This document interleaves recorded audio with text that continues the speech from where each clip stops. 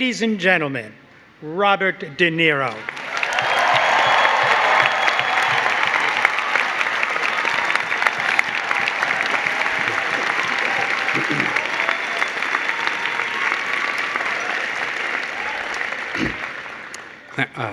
Just going to blow my nose.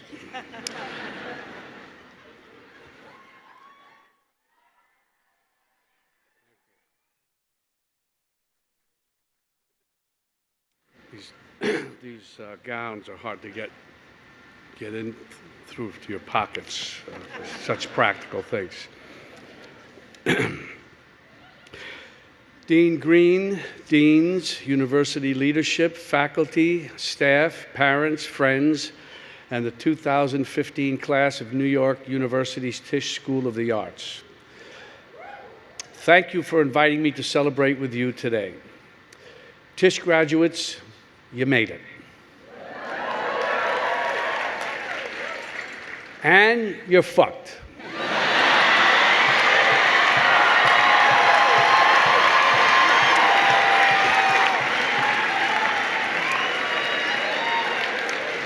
Think about that. The graduates from the College of Nursing, they all have jobs. The graduates from the College of Dentistry, fully employed.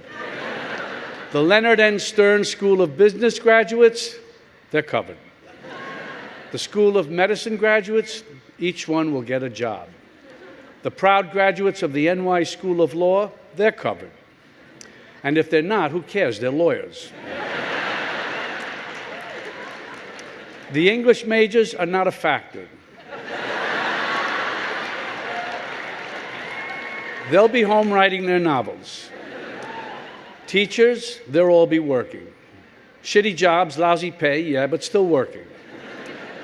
The graduates in accounting, they all have jobs. Where does that leave you? Envious of those accountants? I doubt it. They had a choice. Maybe they were passionate about accounting, but I think it's more likely that they used reason and logic and common sense to reach for a career that could give them the expectation of success and stability. Reason, logic, common sense at the Tisch School of Arts? Are you kidding me? But you didn't have that choice, did you? You discovered a talent, developed an ambition, and recognized your passion. When you feel that, you can't fight it. You just go with it. When it comes to the arts, passion should always trump common sense. You aren't just following dreams, you're reaching for your destiny.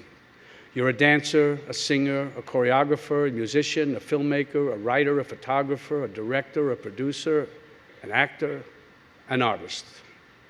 Yeah, you're fucked. The good news is that that's not a bad place to start.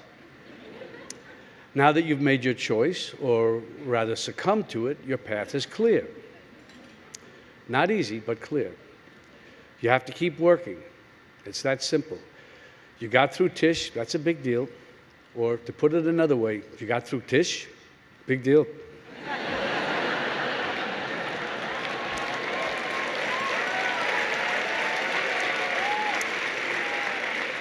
Well, it's a start.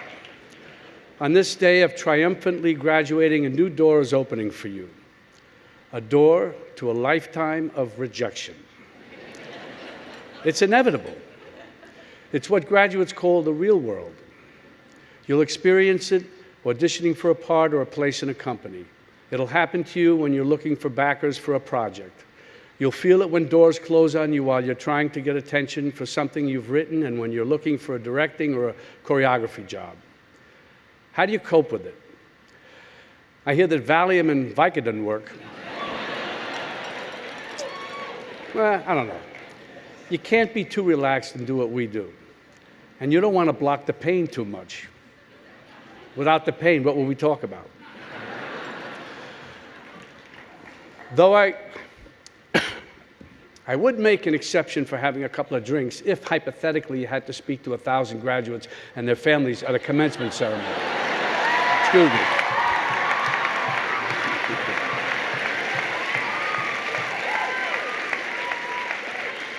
Rejection might sting, but my feeling is that often it has very little to do with you. When you're auditioning or pitching, the director or producer or investor may just have something or someone different in mind. That's just how it is. That happened to me recently when I auditioned for the role of Martin Luther King in Selma.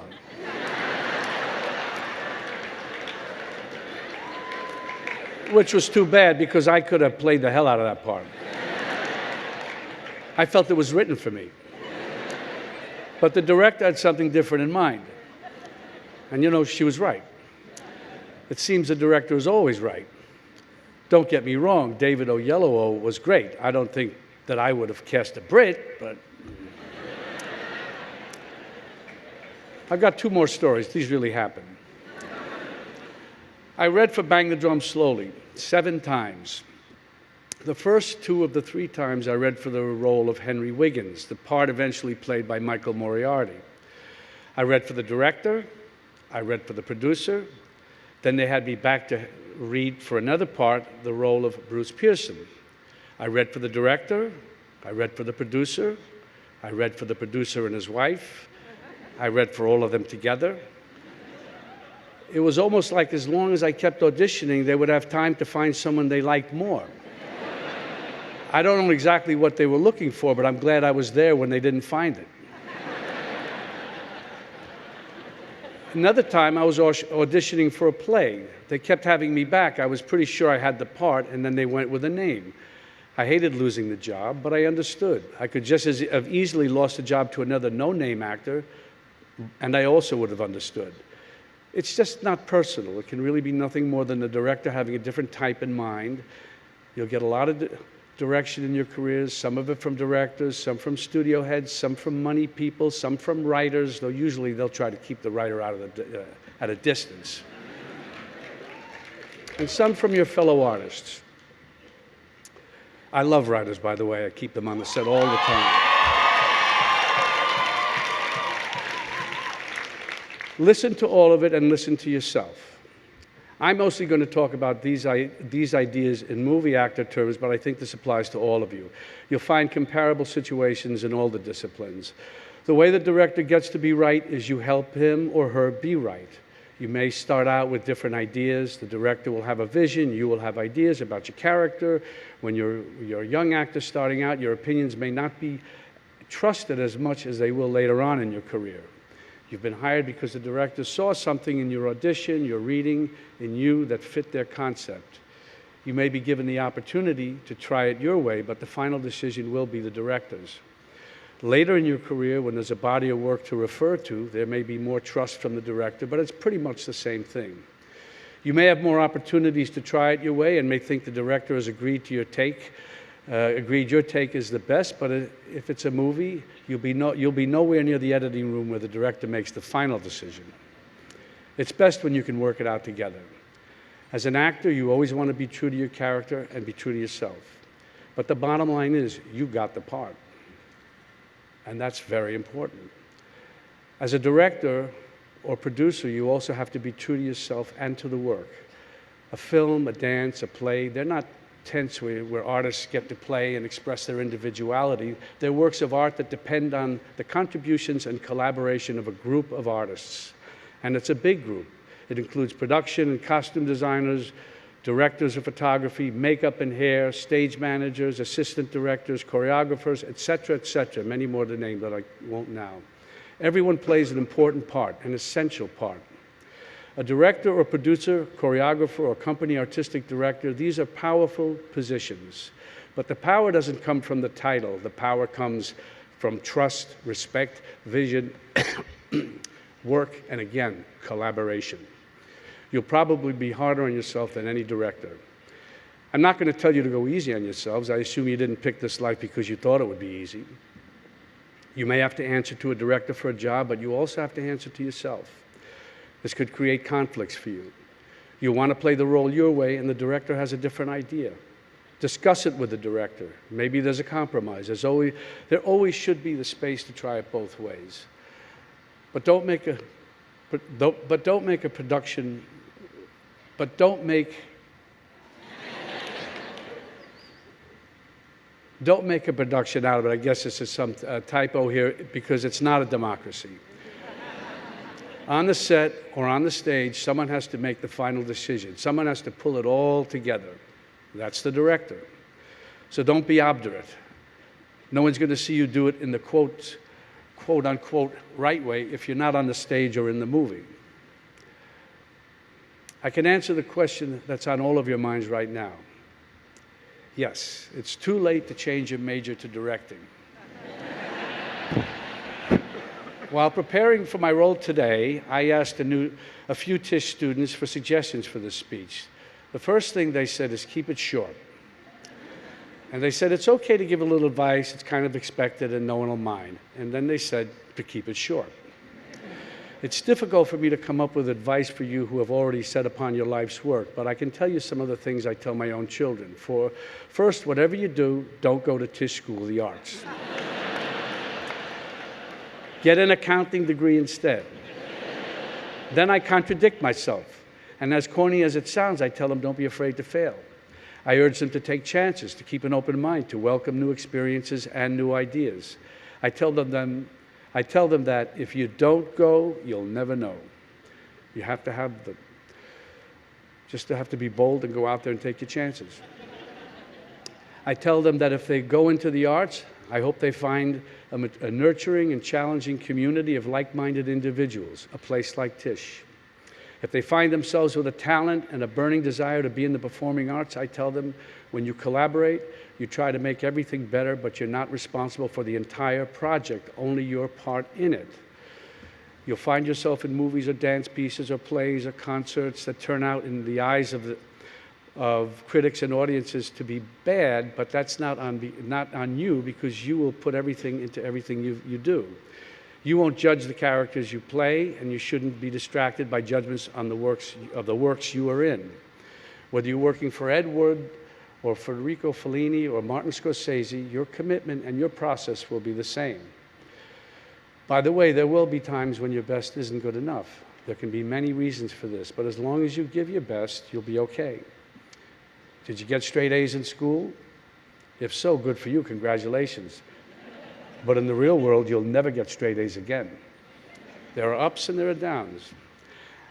And what I want to say to you today is that it's okay. Instead of rocking caps and gowns today, I can see all of you graduating in custom TSOA t-shirts. On the back is printed, rejection, it isn't personal. And on the front, your motto, your mantra, your battle cry, next. You didn't get that part? That's my point. Next. You'll get the next one or the next one after that. You didn't get that waiter's job at the White Oak Tavern?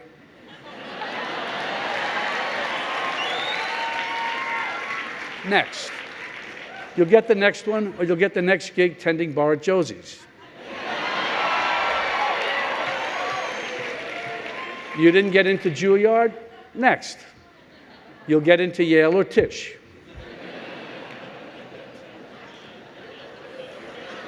You guys like that joke, so it's okay.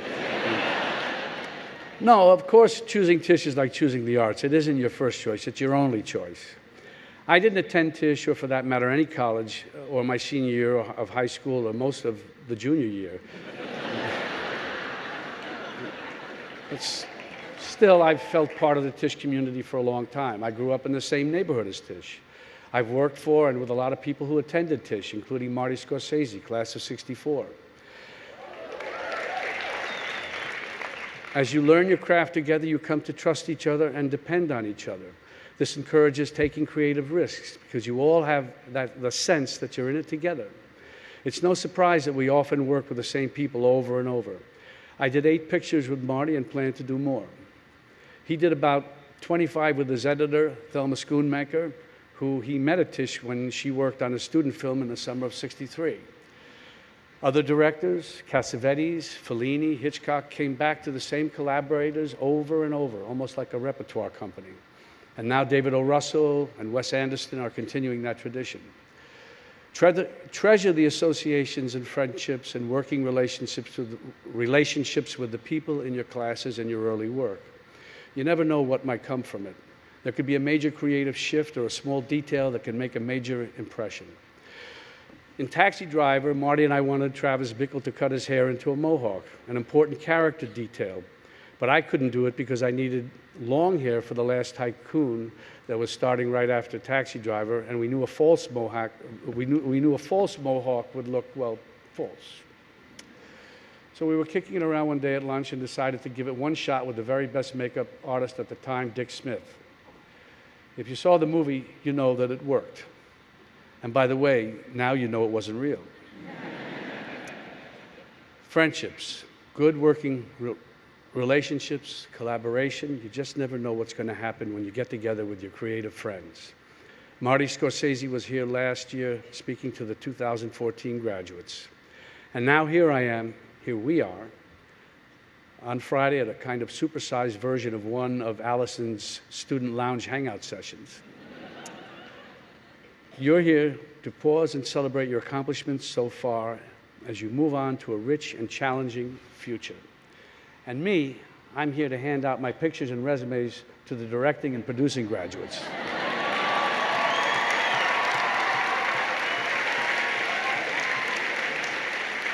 I'm excited and honored to be in a room full of young creators who make me hopeful about the future of the performing and media arts. I know you're going to make it, all of you. Break a leg. Next. Thank you.